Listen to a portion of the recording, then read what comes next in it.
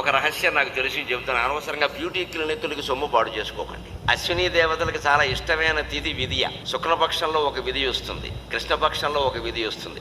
వ్యాసభారతం అరణ్య పర్వంలో ఈ మధ్యనే చదివా, మీకు చెప్పేస్తున్నాను, ఉపయోగపడుతుంది. నాకు అవసరం లేదు దాంతో. నెలకు 2 విధియలు చెప్పిన ప్రతి విధియ నాడు అన్నం మానేసి కేవలం పిండి, పూర్వకాలం ఆడవాళ్ళు పెద్దవాళ్ళు తినేవాళ్ళు పిండి అని, ఉప్పుడు పిండి.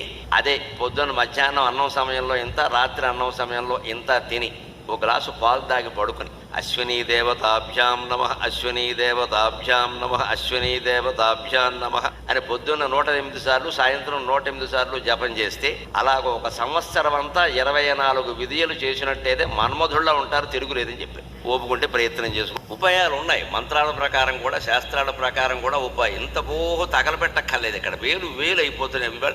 ఇంటి బడ్జెట్లో సౌందర్యం అనేది ఒక ప్రధాన బడ్జెట్. ఇదివరకు ఆడాళ్ళకు ఉండేది ఈ జబ్బు, కర్మ కొద్దీ ఇప్పుడు మగాళ్ళకు కూడా వచ్చింది. ఒక రహస్యం నాకు